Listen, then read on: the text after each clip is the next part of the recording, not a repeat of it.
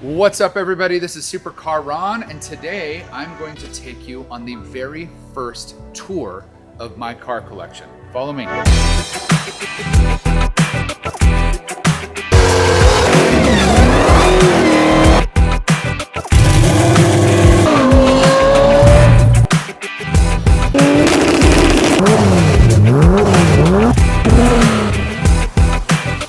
Alright guys, this is my 2023 Lamborghini Huracan Storado. Many of you guys have followed along as we've done some absolutely insane things. This car, unfortunately, has already had to go through one motor because I twin turboed this with boost logic. This car put down almost 1,500 horsepower to the wheels on the adrenaline dyno. Unbelievable car. Obviously, the Storado is a little bit higher. I think it has an extra couple of inches over a standard Huracan. Comes with Bridgestone Dueler tires. We have also partnered with our friends at Vossen on this vehicle to run some other sets of wheels and tires. The stock wheels I think we have on some summer tires for high-speed events, but this thing is completely kitted out for off-roading. Follow me, check this out right down here, okay? This is kind of the status of the Storado at this point, okay? I'm hitting rocks, I mean, you guys, we are doing things in this car that I have not seen anybody else do in a Storado.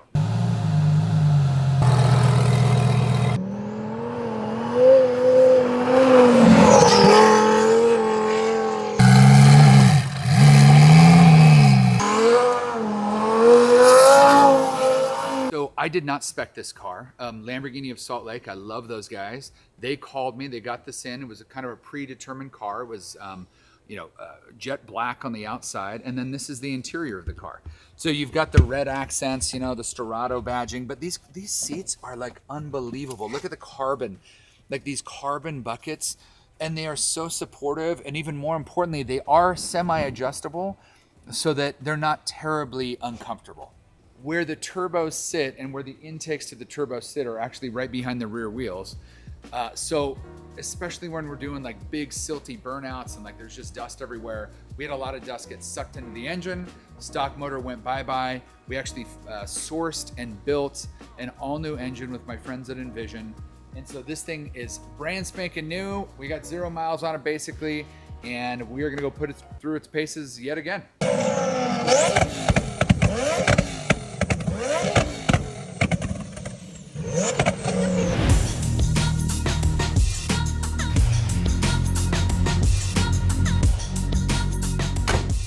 Okay guys, this is my 2009 Lamborghini Murcielago SV in manual, in Marone Eclipses. We've done a couple of videos on this when we picked it up from Curated down in Miami. Ed Bolian, by the way, if you haven't seen his video on this car, he is probably the foremost expert of Lamborghini Murcielagos, at least here in the United States for sure. And he kind of talked about how special this car is. They made just a handful of manual Murcielago SVs. This was the only one in what has essentially become their ad personam program, their custom color, their custom configurations. The only thing that is not totally stock on this car, actually, the wheels are the stock wheels, but they came in a gloss black, and the previous owner had them painted in this gold color, which I actually think sets it off really nicely. This car is a piece of Lamborghini history that cannot and never will be replicated. Word on the street is it's the last manual V12 to ever leave the Lamborghini factory. It's the only car I've been afraid to drive, not because it doesn't drive amazing, but because if somebody, heaven forbid, rear ends me, like you can't replace this car. Any of the other cars in the garage, I can redo. This car is full-blown irreplaceable. It is unbelievably valuable. Follow us, we're gonna go for a drive.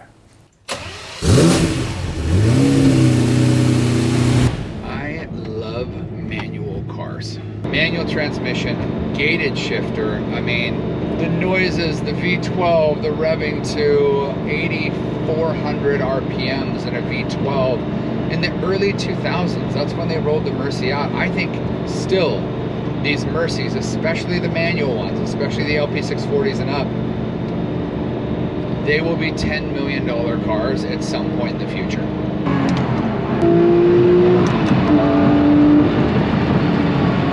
Woo! Ready? Downshift a second. We're gonna give it a little rev.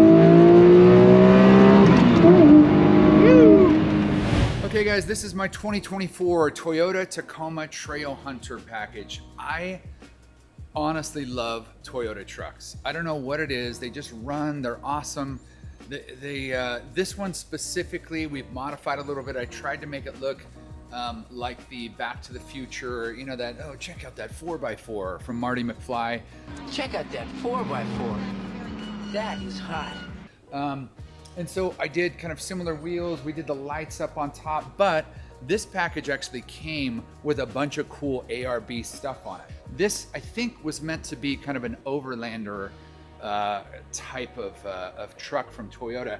Came stock with this ARB bad boy. That's where we mounted the lights up top. And then in the back, my assistant was driving this car around and already got rear-ended. So look at this, ARB. And because the truck is so new, there's no replacement parts. So I'm driving around in what looks like a pretty janky truck. For some reason, most generations of trucks, the back seat actually gets bigger. And I swear, the back seat has gotten smaller in this Toyota Tacoma. The only other problem that I really have with it, the gas tank, which is not opening because I'm pretty sure there's a switch inside. Okay, that's another thing that really drives me nuts about Toyotas.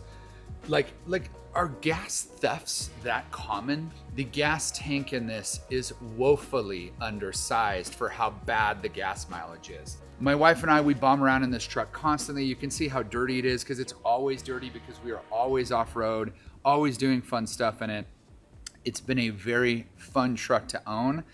This will be in the garage for, you know, years to come until I replace it probably with another Toyota truck.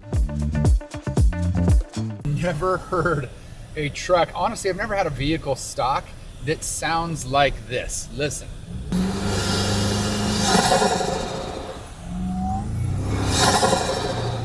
But that snorkel, obviously it's pulling a lot of sound from the engine bay, including the blow-off valve or wastegate or whatever they put on there.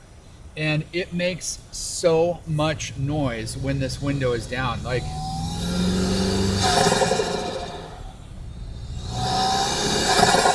official RON rating on the Toyota Tacoma Trail Hunter package is probably a 7.5 out of 10. This is my 2023 Dodge Demon 170. Now, I called it the Dodge Satan to try to be funny to my hillbilly friends. The Demon 170, guys, they didn't make a ton of these. I actually thought this color was really pretty, this green. I'd like to probably do something with the wheels, but honestly, this thing is a full-blown drag car straight from the factory. It runs E85. When you put E85 in it, it'll run 1,000 horsepower stock from the factory. There's only a couple of cars that run north of 1,000 horsepower stock from the factory. And I don't know of another one that costs under 200 grand. You could daily drive this thing every single day and be just fine. The back seats are about as big as the Tacoma, quite frankly.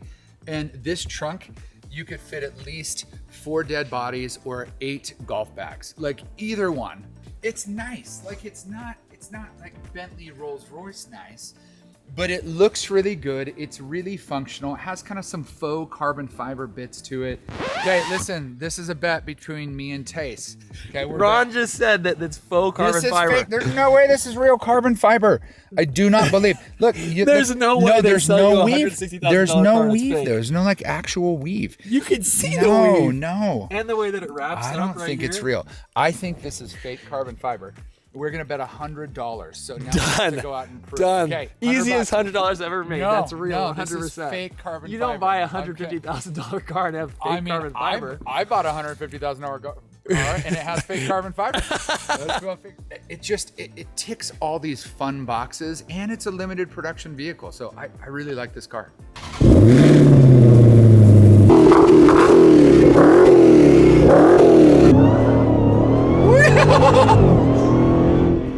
I forgot how fast this thing is. This thing is so fast.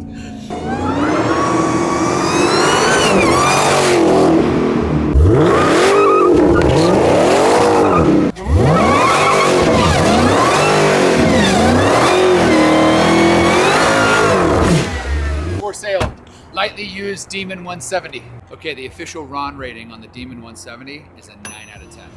Okay guys, this is my 2012 Lexus LFA. This car comes stock with a 550 horsepower V10 We actually took the exhaust off of it and installed kind of an aftermarket exhaust that lit the internet on fire because of kind of how bad it sounded.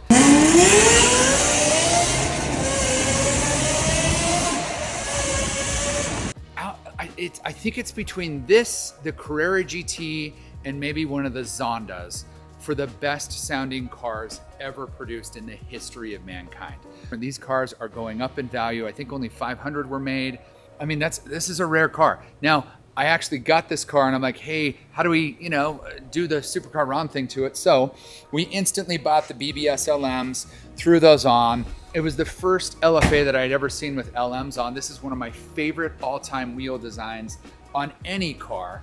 And I just think it looks phenomenal. It's lighter weight, these multi-piece wheels, pretty unbelievable stuff. This car is unique because it came with these LFA Toomey luggage pieces. This is super cool because it's actually LFA branded stuff. Like it's a carbon fiber outer weave. Like this is awesome. It fits perfectly. It was specifically made for the LFA. I've not seen another LFA with it. I know they exist out there, but whoever optioned this car, optioned for the optional luggage. This is one of those just like subtle touches, subtle flexes when you pull up to the valet and you're like, here, sir, take my luggage for me. And it says LFA on it. It's just kind of a cool touch, I think. Okay, so check this out. This is the LFA key. It's one of the LFA keys. I think it's cool. It's got the key fob, the carbon fiber. It's kind of neat. Little Lexus logo right there on the bottom of the key. Okay, follow me on the inside. I really like actually cars with red interiors. And so this one, has this red accent in interior. It's red over red. Swaddled in carbon fiber. This feels, even today, we're 12 years past when this car was originally delivered. It is space aged. It is beautiful though. Like it is a really pretty interior. I'm 6'3", 190 pounds. I have at least a couple of inches of headroom. It is solid. Like it feels like the Japanese went through every single process in the car and they said, how do we improve this? What do we do? And how do we make it differentiated from everything else out on the market? Okay, let's go take this car for a quick spin.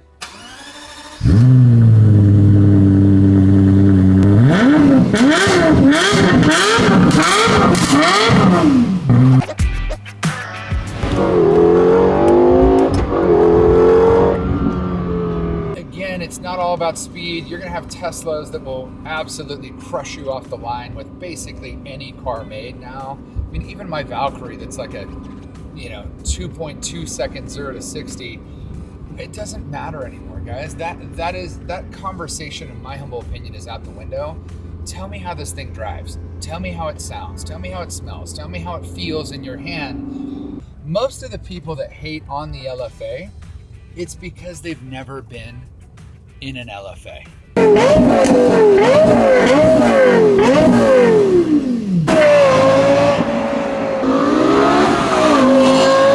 Now watch this. Here, show the dash really quick. Ready? This is one of my favorite things. You got it? Yep.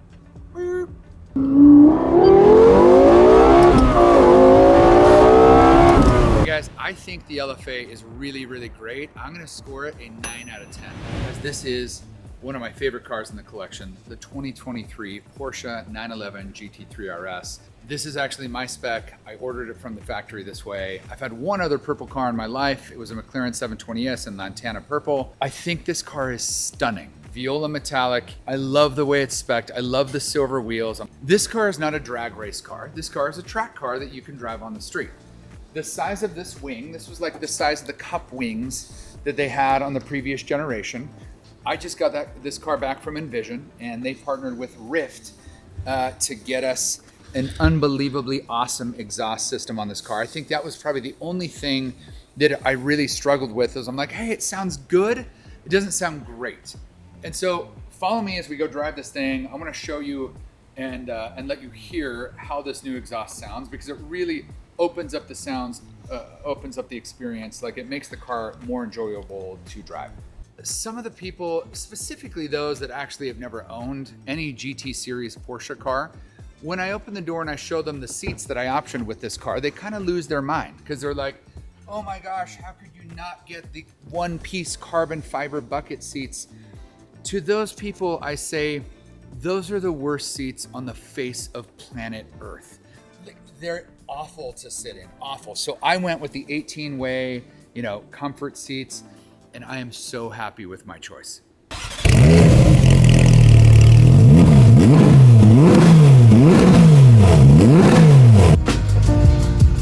Now listen to this, here we go.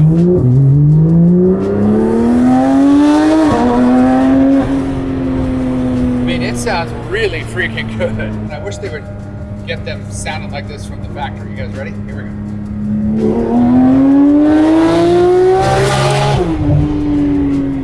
Oh.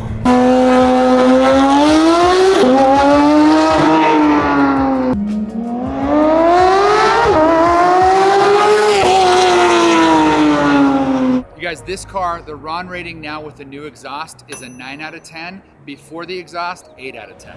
Okay guys, part of my garage collection tour, it would not be complete without a quick preview of my turbocharged 1989 Dodge minivan. This is kind of the status of where it is right now. We have the fully built motor right over here.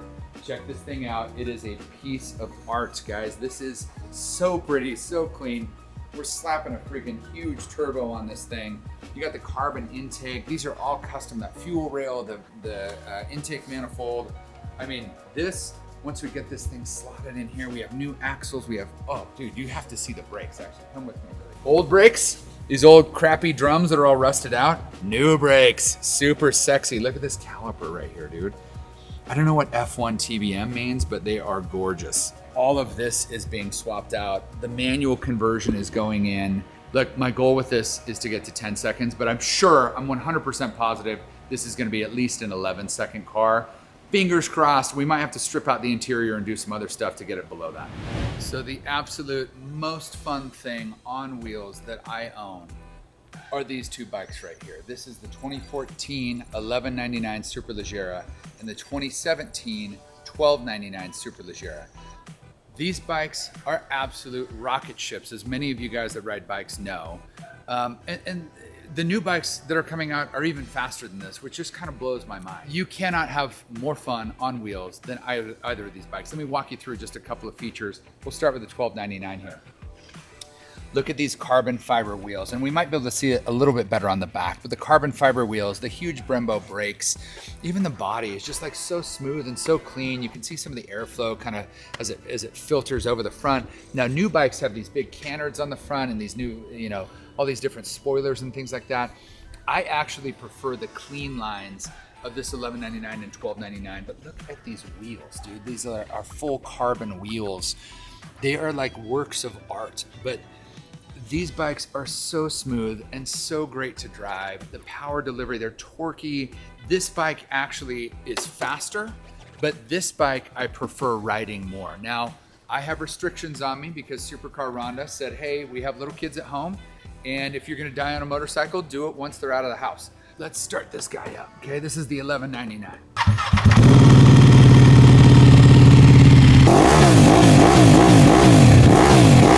Not too shabby, governor.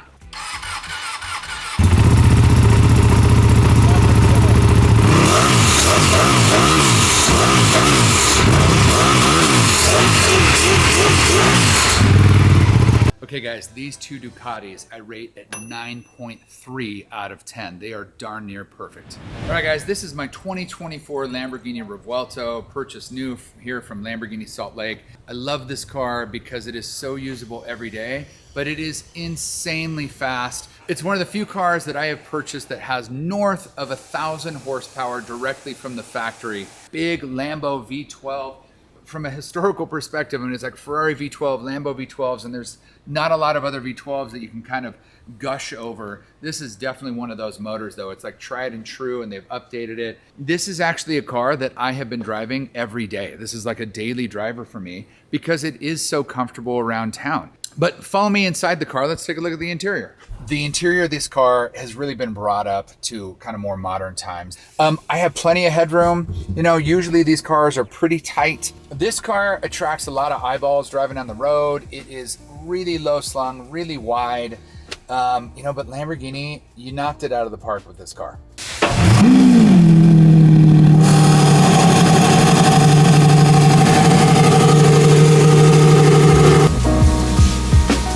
Okay, so I'm gonna downshift to first. We're in, ready, here we go.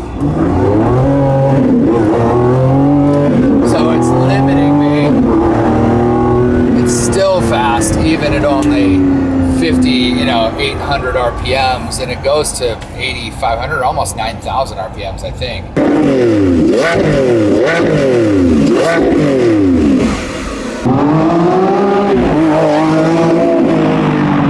Okay guys, on the supercar RON rating, I'm gonna give this an 8.5, only because there have been some electrical bugs that I've needed to send it back to the dealership like 3 times. I know they're gonna work that out. If they didn't have those problems, this is probably a 9.2, 9.3 for me. Okay guys, this is the 1972 K5 Blazer built by Hogan out of Arizona that I bought at the Barrett-Jackson Auto Auctions last January. There are Blazers and then there are Blazers. This is the latter, and I'm gonna walk you through what I mean. If I had to sell every car in the garage and just keep one car, and keep in mind, I mean, look what I have behind me right here, guys. The Valkyrie, the F40, we had the Mercy SV up top yesterday, had to go in for a little service, Supra, GTR, all these cars, they would go bye-bye before I sold this. That is how much I love this car.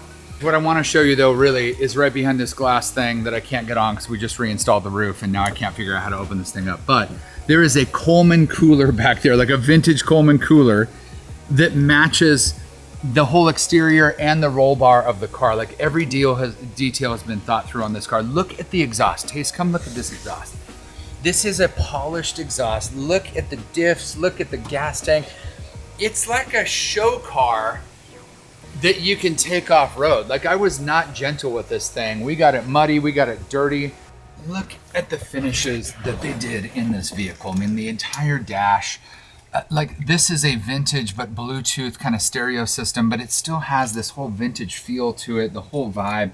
I even love the steering wheel. In fact, let me pop the hood really quick. You gotta see the motor and the engine bay. Look how clean this thing is. Look, this is as dirty as it's ever been, and it's honestly stunningly gorgeous. So this is a big block V8. I've put a couple thousand miles on it just this summer driving around. It sounds insane, classic Chevy. This is my favorite car.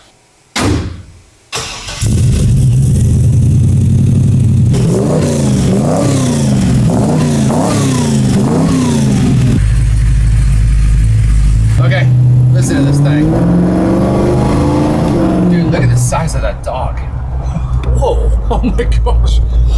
It's like a horse, bro. Oh my gosh, jeez. That thing takes dumps bigger than all 3 of my dogs combined. I don't know what to say. You got power steering, you got power brakes, you have a gnarly awesome motor. That's like a 500 horsepower motor in a 1972 K5 Blazer that has been redone like in an unimaginably beautiful way.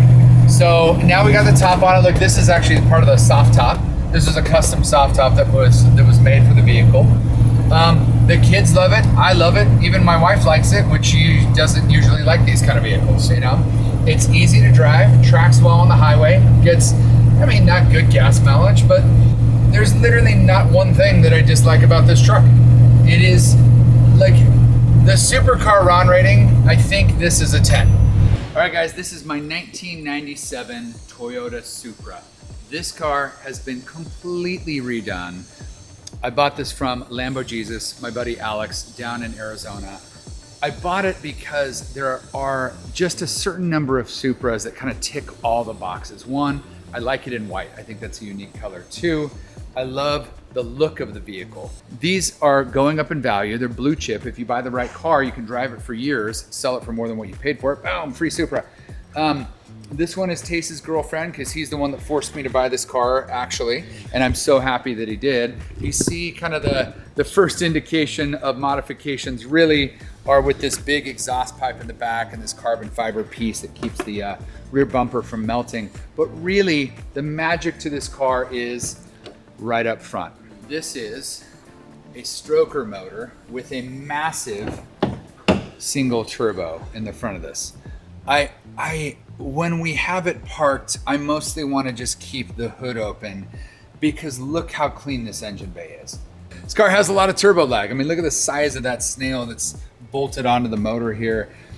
This thing is built for basically one thing, and that's to go really freaking fast in a straight line. This put down 1,262 horsepower to the rear wheels. It is a manual transmission car. it's a handful. We updated this thing so that it could run flex fuel. Before it could only run E85. And so now it just auto senses, what you've got in the gas tank. But this car is a screamer. This is a 1997 Supra. They've added some unique pieces. The carbon fiber steering wheel. You obviously have the A-pillar gauges coming down the side. It's a pretty good indicator that, hey, there might be something under the hood of that car when you see a Supra with drag radials and the A-pillar gauge cluster.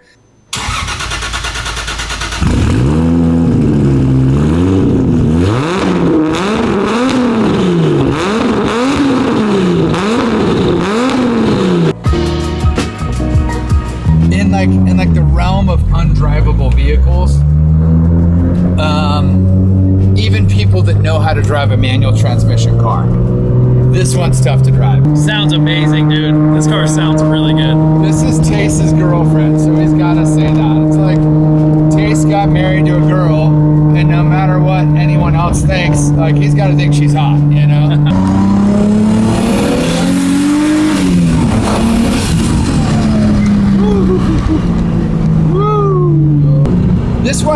This is a car where this can't be your daily driver. I know like you hardcore car guys are like, oh, I would daily drive a 1300 rear wheel horsepower Supra. Like, no, you wouldn't. You're insane. This is probably an 8 out of 10 is kind of where I would rank it, in the grand scheme of things.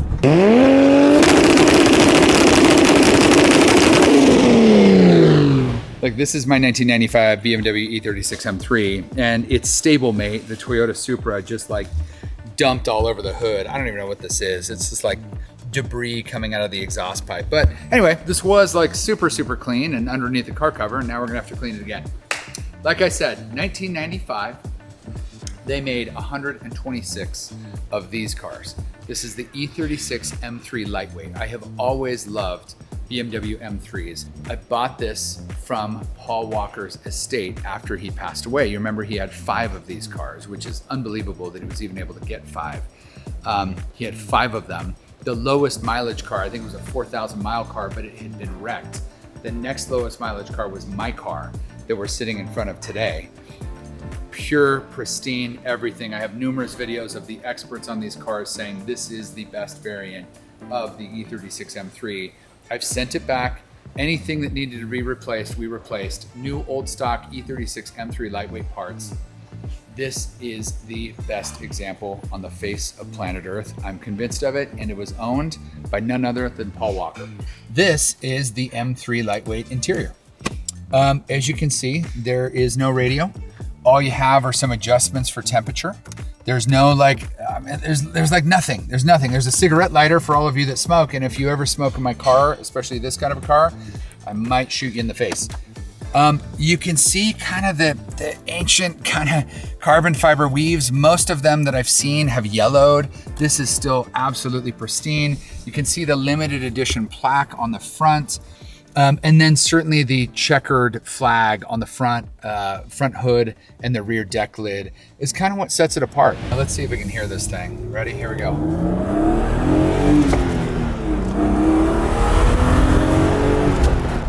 I'd call this, like this is pretty silky. It's probably 0 to 60 in like 5.5 seconds would be my guess, right? BMW M3s are awesome. This one's the lightweight version owned by Paul Walker. The supercar RON rating, I'm gonna give this probably an 8.5. Okay guys, right behind me on the lift, I'm actually not gonna take these off today, but I do love both of these cars. One will never, ever, ever, ever leave the collection, ever. Because it was owned by my mom who had passed away. And so many of you guys ask, hey, why the Mini Cooper? Like that seems like a little bit odd for a supercar RON. One, that is the most fun you can have for under 20 grand. There is not a car that competes. That is a turbocharged 4-cylinder motor in a lightweight manual car. That's a John Cooper Works Mini Cooper. That car has 6,000 total miles on it. That's an amazing car. And then the car right next to it is my 69 Mustang Resto Mod. So that car was involved in a car accident. Somebody rear-ended it. And so right now it is not actually drivable, and we're trying to figure out what to do with it. Do we repair it? Do we fix it? Like, how much would it cost? That car's up there. It's stunning. It's gorgeous. It's beautiful. It was built really, really well. But it is kind of bashed in the back right now. So it's going to stay in the garage. Just got to figure out how to fix it. That being said, I have a number of cars that are not here with us today. As we go through this collection tour, I have my pre-runner SVC F150. That is down in my home in southern Utah. I have a Lexus LX600 Overland build being worked on right now at Descent Off-Road in Southern California. I have my first car that I ever owned, a 1990 Toyota 4Runner that is being completely turned into a long travel suspension pre-runner with a 2JZ single turbo setup. It is going to be mind-blowing. And then I have the Disco 2, and then my wife's cars that she drives every day, the long wheelbase Escalade V, and then we have the Urus Performante as well. Okay guys, I am standing in front of my 1990 Ferrari F40. I think this is the most beautiful car that I have actually purchased ever. I love the LM kit that the previous owner put on it. I love the wheels, I love the body kit, I love all the additional vents. I love the interior. I love the Lexan, side windows, these race windows. I love the enlarged rear wing. But I will tell you, the other night we were driving gingerly down the highway, and Tace was in the LFA and I was in this, and this car is substantially faster than the LFA. So this is a very, very fast car. Now, it's a car from the 80s, basically, and this is the car that Ferrari said, we want to decimate all. So let's produce the F40. And in fact, it was the last car, to my knowledge, that Enzo Ferrari personally oversaw the development on. Twin turbo V8, rear wheel drive, no power assist anything, manual transmission car. This is my jam. So I sold my previous F40 because I couldn't fit in it. And then I lost a whole bunch of weight. I lost a bunch of weight, which means my butt got smaller, and now I can still just barely fit. But man, is it an experience unlike any other. This car is so awesome. And look, there is no creature comforts. This is a crappy carpet material that I'm sure they found in like the 80s or something like that, This is the F40. Let's go for a quick drive.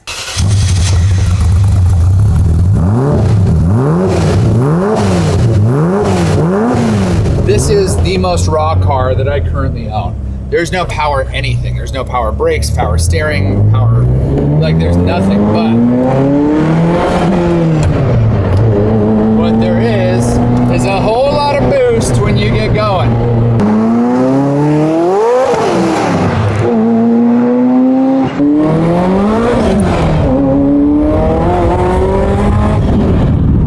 It's fast, dude. It's like...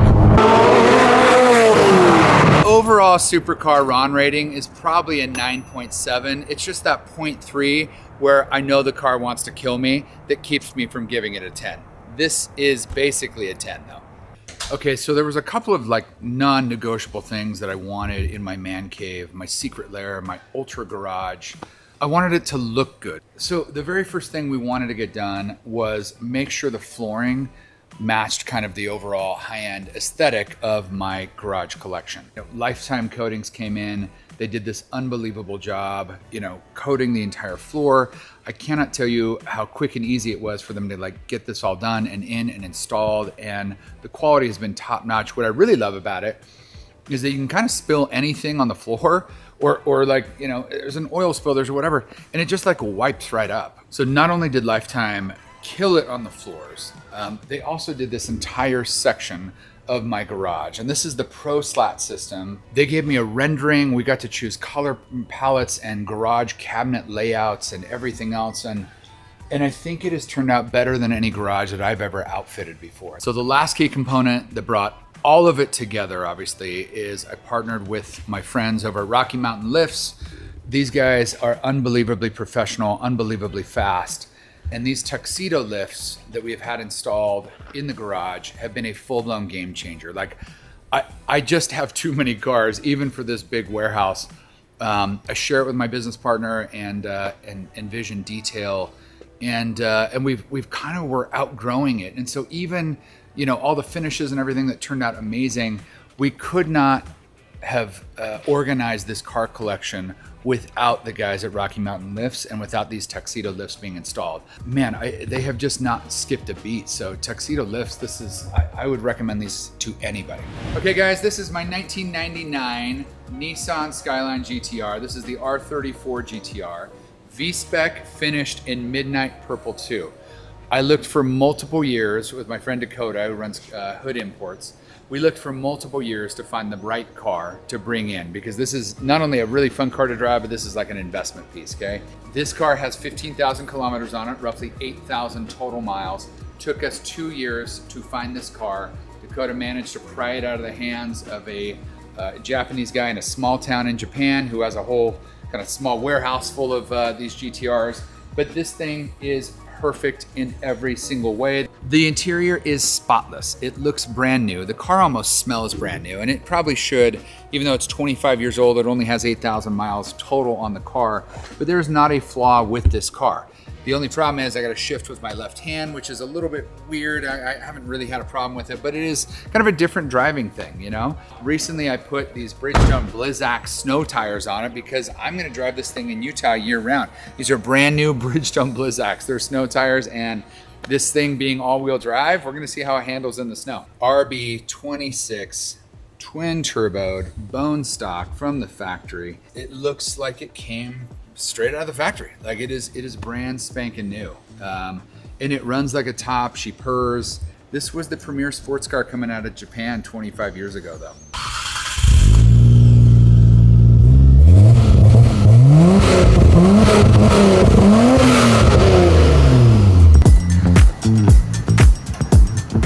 There we go. Give it a rip, and we're gonna get into third.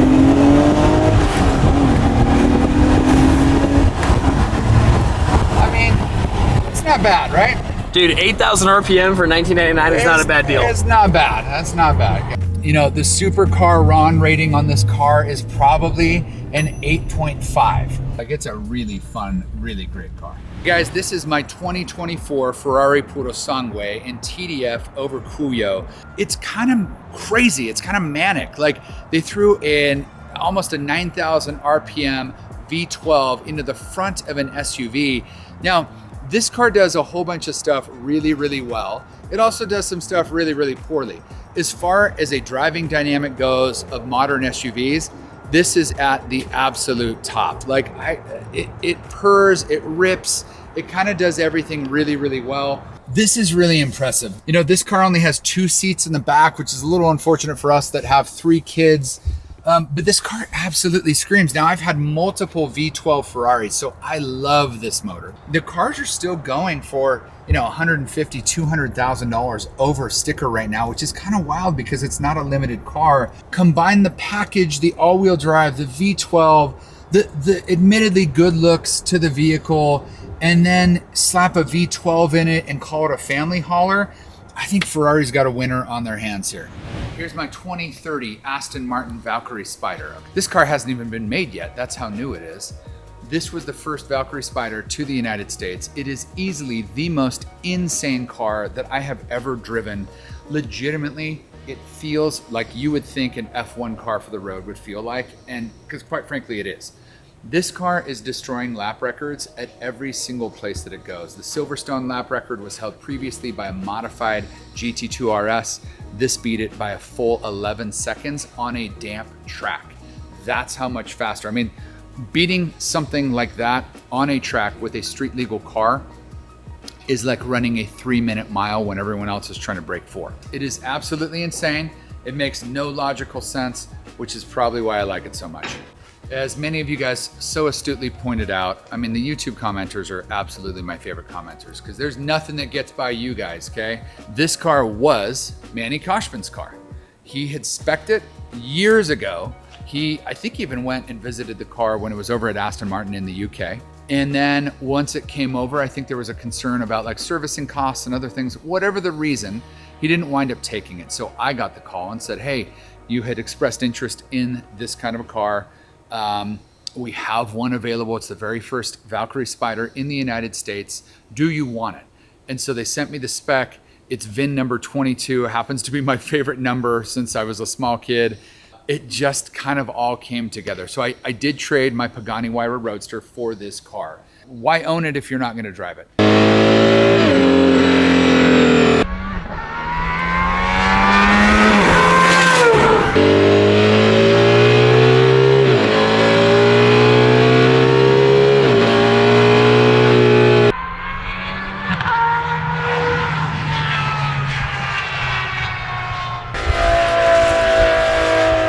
The spec though is absolutely awesome.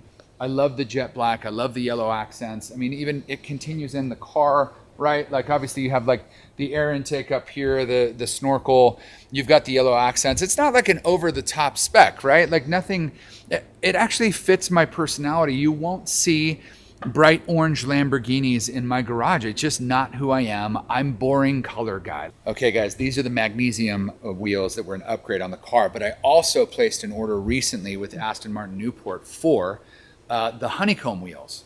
And what I'm gonna do with that, I'm actually gonna throw snow tires. We're gonna try to make them studded snow tires so that I can drive this thing around in the Utah winters. Hopefully we can make that happen. Let's see how it goes. We'll see how it goes.